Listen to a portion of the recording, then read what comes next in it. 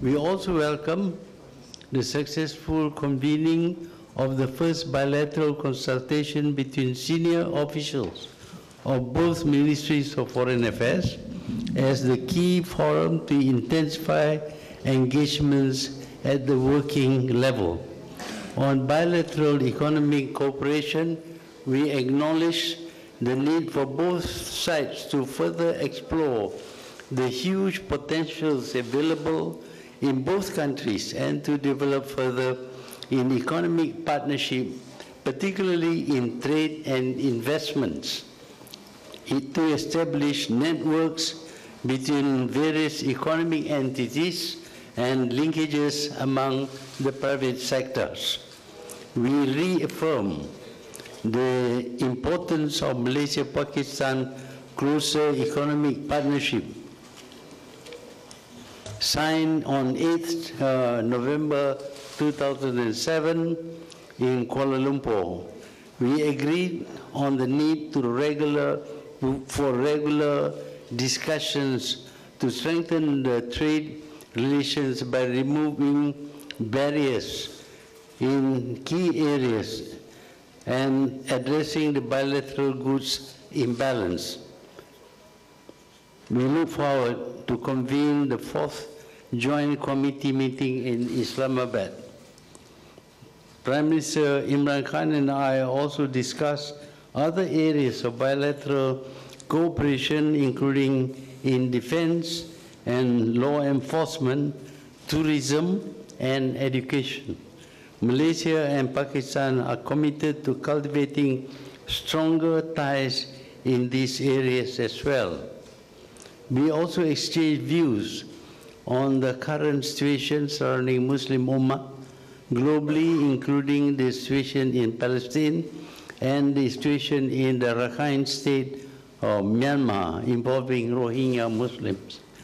As two peace-loving Islamic nations, both of us agreed to increase the collaborative efforts between our two countries to uphold the true values of Islam while strengthening the solidarity of the Muslim Ummah. We are committed to collaborate more closely on issues affecting the Muslim Ummah. I shared with Prime Minister Imran Khan the outcome of the Kuala Lumpur summit in 2019. Prime Minister Imran Khan and I just witnessed the signing of the Treaty on Extradition, which will reinforce the positive momentum in the bilateral relationship by enhancing security and transnational crime cooperation between both countries.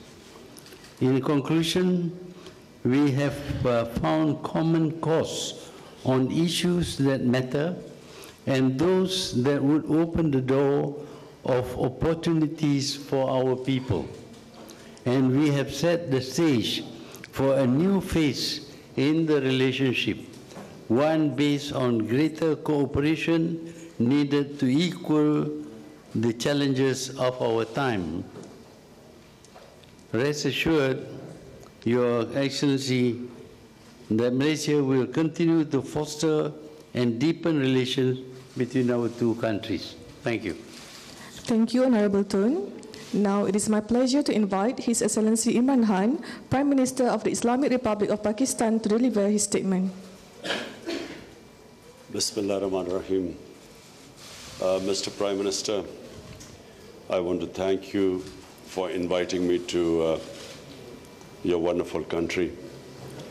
The trip is to strengthen our ties further between Pakistan and Malaysia. Traditionally, we have been very close, but the object of the visit is to even get closer. We feel that there's the future of trading ties, of investment, of cooperation between Malaysia and Pakistan is tremendous. It's because people in both countries, it's not just the governments, the people of Malaysia and Pakistan, there is a very close affinity between them.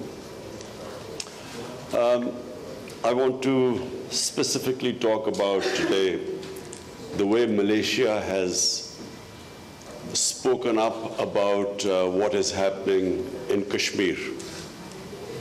I want to specifically thank Prime Minister, the way Prime Minister spoke about what the people of Kashmir are going through right now. For 6 months, the people of Kashmir are in open prison. Unfortunately, a very radical extremist government in India, and I say sadly, which has taken over India, has put the people of Kashmir in open prison for 6 months. It has curbed all liberties, it has imprisoned the leadership, it has picked up teenagers and put them in prison, or they've disappeared. And in this, the way, Prime Minister, you have stood with us and spoken about this injustice which is going on behalf of the people of Pakistan, I really want to thank you. Secondly, I want to say how sad I was that I could not attend the conference in Kuala Lumpur in the middle of December. And unfortunately, our friends who are very close to Pakistan as well felt that somehow the conference was going to divide the Ummah. And it was clearly a misconception, because that was not the purpose of the conference. And as it was evident from after when the conference took place, it was clearly that was not the purpose to divide the Ummah. I was looking forward to attend the conference because I feel that it is very important that Muslim countries educate the Western countries and other non-Muslim countries about Islam.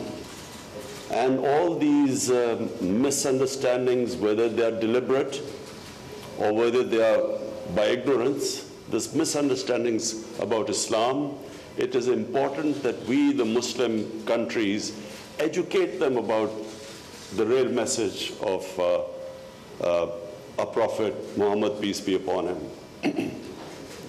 And I also felt that we need a media, and which we are working on, some sort of a joint media that not only projects this, a positive image of Islam, which the purpose of it is to dispel these misunderstandings about Islam, fight Islamophobia, but also develop content about, for our young people, young Muslim generation, of what really Islam is. So that was the purpose of the conference, and I repeat, I was very sad that I was not able to come, mainly because some of our friends felt somehow the conference was going to divide the Ummah. Finally, I want to say, Prime Minister, that we have had talks. These talks will be ongoing. The idea is to develop a much closer relationship, as I said, of trading relationship, investment, doing joint things together, even in defense. The idea is to cement our relationship, and I hope that from now onwards we will be able to work further to enhance our cooperation. Okay. Thank you, His Excellency. Excellencies, distinguished guests, ladies and gentlemen, we will now open the floor for question and answer session.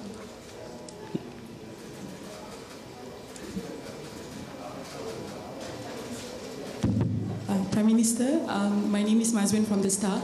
Can you please elaborate some more about the extradition treaty that was signed? Is it basically more to fight terrorism, where maybe Pakistanis or the Malaysian are found and being arrested for such acts? We don't know when extradition would be necessary. Obviously, if any criminal having committed some crime in Malaysia tries to hide in other countries, through an extradition treaty, we can get the country concerned to help us arrest the person concerned.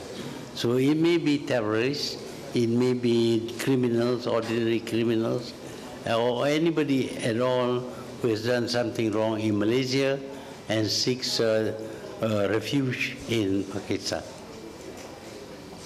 May I add that they've already a very wanted criminal in Pakistan who was living in Malaysia and was involved in a lot of murders, was extradited from Malaysia. Even before the treaty, was extradited back to Pakistan. Okay.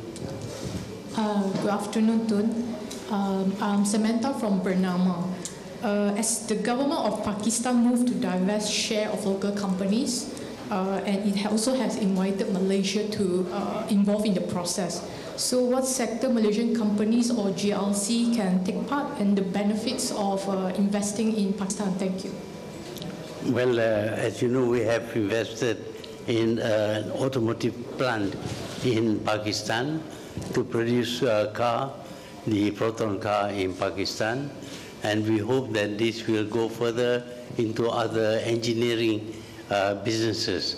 We find that Pakistan has got a very big population, 200 million, and obviously there are lots of their needs which can be produced within Pakistan itself in joint ventures with Malaysia.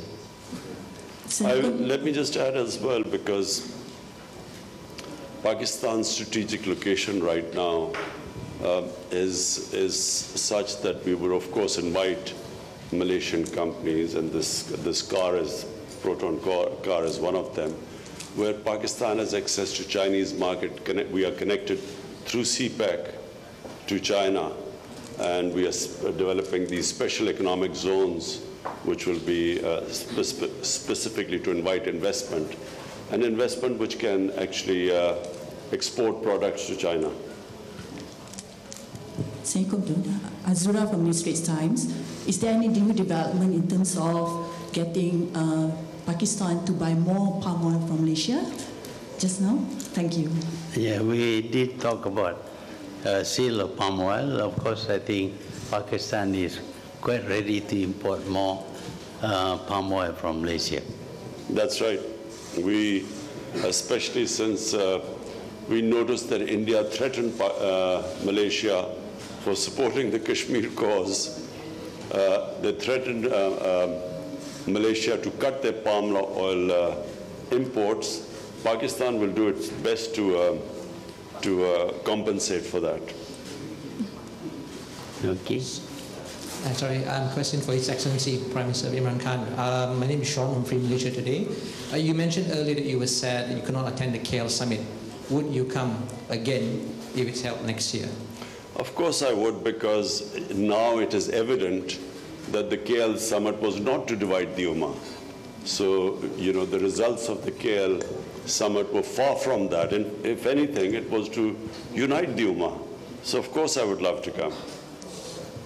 Okay, hi, I'm Torres from RTM.